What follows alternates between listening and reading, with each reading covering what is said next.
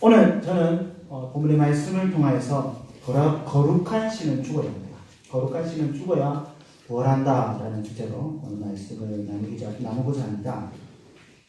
오늘 본문의 말씀은 우리가 잘 알고 있는 말씀이죠. 아브라함이 하나님 앞에 믿음을 시험받는 장면입니다. 1차적으로 이 시험은요, 하나님이 아브라함이 얼마나 하나님의 약속을 믿는지를 시험하는 장면입니다. 하지만 오늘 좀 더 깊이 함께 살펴보기 원합니다. 이삭은 바로 100세에 낳은 아브라함의 사랑하는 아들입니다. 하지만 이삭은 그 이상의 의미가 있었습니다. 바로 아브라함은 하나님의 약속의 씨입니다. 하나님께서 지금까지 기다린 아브라함에게 100세가 되어서야 겨우 약속의 씨를 주셨죠.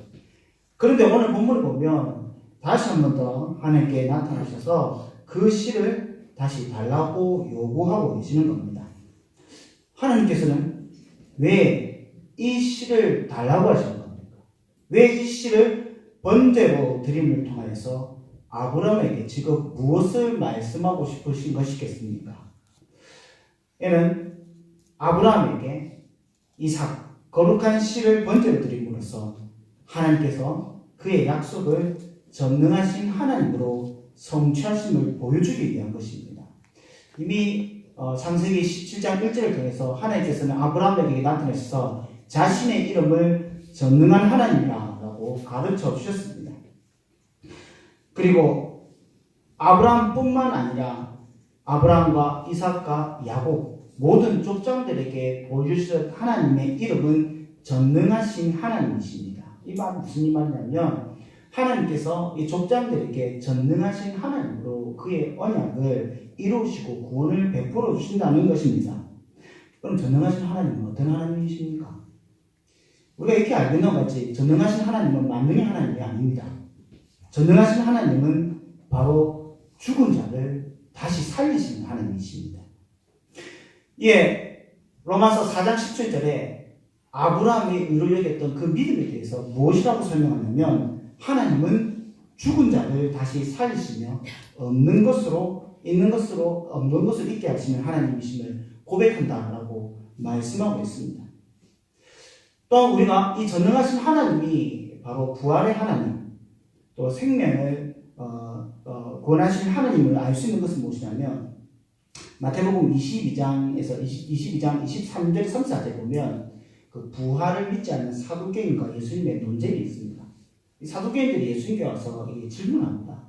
예수님 한 사람이 있었는데 형제 7이 있었는데 그 형이 죽어서 그 동생에게 그 아내를 이렇게 주었습니다. 죽은 형을 대신해서 동생이 그 아내의 형수의 남편이 된 거죠. 또 그 동생이 죽어서 그 밑에 있는 동생이 그 형수의 남편이 되고 또 그 동생이 죽어서 그 형수의 남편이 되고 이렇게 7이 다 죽었다면 나중에 누가 이 아내의 남편이 되겠습니까? 라는 질문을 합니다. 그러자 예수님께서 이 선문답 같은 대답을 해주십니다. 너희가 하나님이 아브라함의 하나님이고 이삭의 하나님이고 야곱의 하나님인지를 알지 못하냐라고 이야기하니까 이 사두개인들이 아무 말 하지 못하고 지나갑니다. 대답을 하지 못합니다. 이게 무슨 말이냐면 예수님께서 아브라함의 하나님, 이삭의 하나님, 야곱의 하나님을 말하는 것은 무엇이냐면 이 이삭의 하나님, 야곱의 하나님, 또 아브라함의 하나님은 전능하신 하나님이고 이 전능하신 하나님이 부활의 하나님이신데 네가 그 부활의 하나님을 알지 못한다라고 말하고 있는 것입니다. 그래서 내가 성경도 알지 못하고 하나님의 능력이 무엇입니까? 하나님의 전능함도 알지 못한다라고 말씀을 하시는 것입니다. 이미 사두개인들도 구약의 족장의 하나님이 전능하신 하나님이시고 그 전능하신 하나님이 바로 부활의 하나님을 알고 있었던 것입니다. 또한 하나님께서는 이삭을 번제로 드림을 통하여서 이삭을 번제로 드림을 통해서 아브라함이 그 하나님을 전능하신 하나님을 의지함으로 이 이삭을 드린다라고 말씀을 하고 있는 것입니다. 하나님께서는 바로 이삭을 통하여 구원을 이루시는데 어떻게 구원을 이루시냐면 전능하신 하나님으로 구원을 이루시는 겁니다. 이 말은 전능하신 하나님께서 그 약속을 온전히 성취하시기 위해서 생명을 살리실 수 있는 그 능력이 있으신 분이시다라는 것을 나타내기도 하지만은 더 구체적으로 하나님께서는 그의 씨를 통하여 약속을 이루시는데 어떻게 이루시냐면 전능하신 하나님, 즉 죽은 자를 살리시는 하나님의 능력으로 그와 같은 방법으로 하나님의 약속을 이루어감을 말씀하고 있는 것입니다. 하나님께서 그 약속을 거룩한 씨가 죽어야지만 생명을 얻을 수 있고 또 그 생명을 얻는 것이 전능하신 하나님인 것을 보여주기 위해서 이와 같이 이삭을 모리아 산에서 번제로 드리기를 요구하셨던 것입니다. 그날 모리아 산에서 하나님께서는 거룩한 씨 이삭의 생명을 요구하셨던 것입니다. 저는 어릴 적에 이 본문을 말씀을 드렸을 때 그렇게 생각했습니다. 하나님께서 이삭을 바치라고 했을 때 아브라함이 얼마나 나를 사랑하는지 한번 시험해 보려고 네가 이 아들보다 나를 더 사랑하는지 한번 시험해 보려고 한번 떠보기 위해서 이 제단에 아브라함을 바치라라고 이야기한 것만 생각했습니다. 하지만 그게 아닙니다. 하나님께서는 정말 이삭을 제단에 바치시기 원했고 이 이삭을 제단에 바쳤으며 진짜 이날에 이삭은 번제단 위에서 죽게 되었던 것입니다. 목사님 무슨 말씀하십니까? 이삭이 언제 죽었습니까? 이삭이 죽었습니다. 이삭이 어떻게 죽었습니까? 바로 하나님께서 예비하신 수량을 대신하여서 이삭은 이 수량을 통해서 이삭은 죽게 되었던 것입니다. 번제단에서 제물이 하나님께 드려질 때 우리는 흔히 생각할 수 있는 것이 나를 대신하여서 죄인들을 대신하여서 이 짐승이 죽었다라고만 생각할 수 있습니다. 그러나 그렇지 않습니다. 대신하여 죽는다라고 하는 것은 나는 죽지 않고 그 짐승만 죽었다는 의미가 아니다. 내가 그 짐승과 함께 죽었다는 것을 의미하는 것입니다. 그래서 하나님께서 제단에서 받으시는 제물은 그 짐승을 받으시는 것이 아니라 짐승과 함께 죽었던 죄인들과 하나님의 백성을 받는 것입니다. 여호와 일에 하나님께서 예비하신 수량을 통해서 이삭은 그 안에서 죽음을 당하게 되었던 것입니다. 또한 이삭은 하나님의 전능하신 능력을 통하여 다시 살아나 아브라함과 함께 돌아감으로 부활을 누리게 되었던 것입니다. 아브라함은 이삭을 하나님께 드림으로써 전능하신 하나님, 즉 부활의 신앙을 고백했던 것입니다. 히브리서 11장 17절에서 19절 말씀 보면 그가 능히 이삭을 죽은 자 가운데서 다시 살릴 줄을 생각하신지라라고 되어 있습니다. 정말 아브라함은 부활의 하나님을 의지하면서 다시 살리실 하나님을 믿음으로 이삭을 번제단 위에 올려놓았던 것입니다. 하나님께서 모리아산에서 이삭을 드림을 통하여 아브라함에게 전능하신 하나님, 즉 하나님이 씨가 죽어서 부활의 생명을 얻는 것임을 전능하신 하나님께서 이렇게 약속을 이루어 가실 것임을 보여주시고 아브라함은 여기에 대해서 배우고 확신하게 되었던 것입니다. 여러분, 이삭을 바쳤던 이 산이 모리아 산입니다. 이 모리아 산에 나중에 무엇이 세운지 아십니까?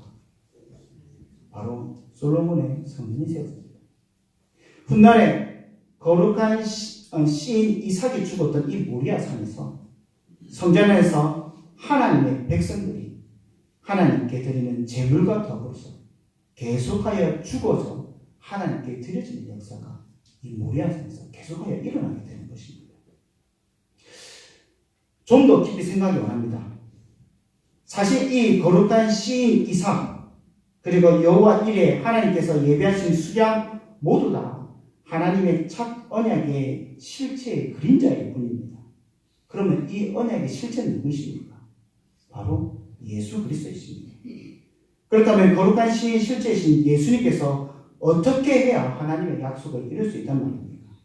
바로 죽으셔야지만 하나님의 약속을 이룰 수 있는 것입니다. 두 번째는 하나님께서 모리아 산에서 이삭의 사건을 통하여 보여주신 것은 거룩한 씨의 실제이신 예수 그리스도 죽으셔야 합니다. 죽으셔야만 부활하실 수 있음을 보여주고 있는 것입니다. 거룩한 씨의 실제이신 예수님도 반드시 죽으셔야 합니다. 이를 위하여서 예수님께서는 이 땅에 성육신으로 이 땅에 오셨던 것입니다. 메시아이시고 그리스도인 예수님께서 이 땅에 해를 당하고 죽으셔야 했던 것은 이미 구약 성경에 다 말씀하고 있습니다. 스가랴서 12장 10절에서 예수님께서 옆구리에 그 창이 찔려야 함을 예언하였고, 이사야 53장에서 예수님의 순환을, 시편 22장에서 예수님의 순환을 이미 말씀하고 있습니다. 뿐만 아니라 이스라엘 백성들이 출애굽할 당시에 6월절의 어린 양의 죽음을 통해서 그리스도가 죽어야 됨을 이미 배웠고, 그리고 해마다 6월절을 지킬 때 이 어린 양을 죽임을 통해서 장차 오실 메시아가 죽임을 당해야 되는구나 라는 것을 하나님께서 이미 알려주셨습니다. 그리고 해마다 때마다 절기마다 제단 위에 드려지는 이 죽은 짐승을 통하여서 그리스도가 반드시 죽임을 당해야 함을 하나님께서는 말씀하여 주셨던 것입니다. 그럼에도 불구하고 사람들은 잘 알지 못했습니다. 심지어는 예수님과 함께 있던 예수님의 제자들 역시 예수님의 죽으심에 대해서 이해하지 못하고 깨닫지 못했습니다. 그렇기에 예수님께서 제자들에게 내가 이제 수단을 벗고 죽어야 한다라는 말씀을 했을 때 제자들이 예수님의 구원의 사역을 알지 못하니까 예수님의 순환을 부정하지 않습니까? 마태복음 보면 사도 베드로가 예수님한테 멋진 신앙 고백을 합니다. 주는 그리스도이시여 살아계신 하나님의 아들이십니다. 당연하신 하나님과 복이 이르다. 이 칭찬받은 예수님께서 본인의 순환 받으심을 이야기해 주십니다. 그러자 베드로가 이를 알지 못하니까, 하나님의 구원의 역사를 알지 못하니까 예수님 그럴 수 없습니다. 그런 일이 있을 수 없습니다. 라고 말이자 졸지에 베드로는 사단이 되어서 예수님께 야단을 듣지 않습니까? 예수님의 죽으심을 막는 것은 예수님을 걱정하는 행위가 아닙니다. 예수님의 죽으심을 막는 것은 예수님의 그리스도의 사역을 막는 일이면 이는 사단의 역사입니다. 광야에서 고난 없이 그리스도의 영광을 취하라고 시험했던 이 사단의 유혹과 동일한 것입니다. 거룩한 시 대신 예수님께서는요 반드시 죽으셔야 됩니다. 예수님께서 죽으시고 전능하신 하나님께서 부활시킴을 통해서 하나님의 언약이 온전히 성취되는 것입니다. 마지막으로 좀 더 고민했으면 좋겠습니다. 사랑하는 성도 여러분, 저와 여러분도 거룩한 씨가 아닙니까? 우리도 예수 그리스도 안에서 아브라함 자손이 아닙니까? 갈라디아서 3장 29절 이렇게 말합니다. 너희가 그리스도의 것이면 곧 아브라함의 자손이요 약속대로 유업을 받을 자니라.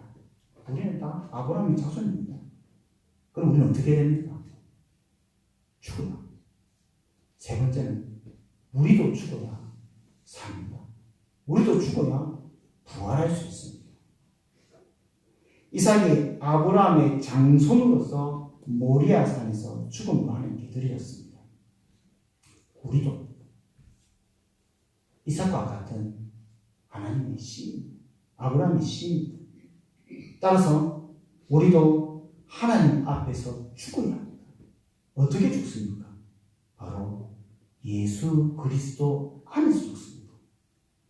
그리스도께서 십자가에 죽으실 때 우리는 죽지 않고 여전히 살아있는 것이 아니라 하나님의 거룩한 시인 바로 예수 그리스도와 함께 죽는 것입니다.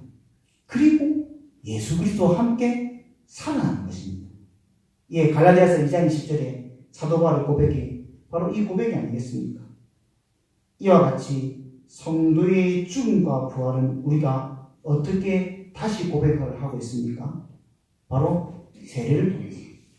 세례를 통해서 우리는 우리가 죽었고 다시 살아났음을 고백하고 있는 것입니다. 예수와 더불어서 죽지 아니한 자, 예수와 더불어서 다시 살아나지 않는 자는 사실 예수님과 전혀 관계가 없는 자이며 생명이 없는 자입니다. 그러나 그리스도와 함께 죽고 그리스도와 함께 살아났다면 그 안에 생명이 있는 자이며 하나님의 언약의 백성이 되는 것입니다. 이 언약의 백성은 이미 그리스도와 함께 죽었고 살아났지만 여전히 육체의 부활을 기다리며 이 땅 가운데 살고 있는 것입니다. 부활을 기다리는 동안 우리 어떻게 합니까? 가만히 그냥 있습니까? 아닙니다. 이 육체의 부활을 기다리는 동안 성도는 그의 삶 가운데 날마다 죽음으로써 하나님 앞에 우리의 삶을 드려야 하는 것입니다. 고린도서 15장 31절에 형제들아 내가 그리스도 예수 우리 주 안에서 가진 바 너희에 대하여 나의 사랑을 두고 단언하노니 나는 날마다 죽노라. 날마다 죽노라. 우리는 날마다 죽어야 합니다. 이미 우리는 그리스도와 함께 죽었지만은 여전히 육체의 연약한 가운데 있기 때문에 우리는 날마다 하나님 앞에 죽어야 생명을 누릴 수 있게 되는 것입니다. 또한 내가 죽어야지만 죽은 자 가운데서 다시 살리시는 하나님의 전능하심의 역사가 우리 가운데 나타날 수 있는 것입니다. 하나님 없이 나의 힘으로 하고자 하는 나의 모든 자아들이 하나님 앞에 날마다 죽어야 합니다. 나의 교만한 자아와 나의 모난 성품들이 죽음으로 하나님께 드려져야 하는 것입니다. 우리의 믿음의 행보가 헛되지 아니하게 우리의 몸을 쳐서 복종함으로 우리는 죽어야만 합니다. 하나님의 복음을 대적하고 복음을 온전하게 복종하지 못하게 하는 나의 모든 생각들이 하나님 앞에 죽어서 온전히 복종함으로 나의 삶을 온전히 드려야 하는 것입니다. 오늘 우리는 아브라함이 이삭을 모리아산에 번제를 드리는 동안에서 하나님께서 거룩한 씨를 죽이시고 부활하심으로 하나님의 언약을 이루어 가심을 함께 살펴보았습니다. 예수 그리스도께서 죽으셨고 부활하셨으며 우리 또한 그 예수님 안에서 죽고 부활하였습니다. 날마다 하나님 앞에 죽어서 하나님께 드려지는 귀한 역사가 우리 모든 성도들의 삶 가운데 함께 하시기를 예수님의 이름으로 간절히 소망합니다.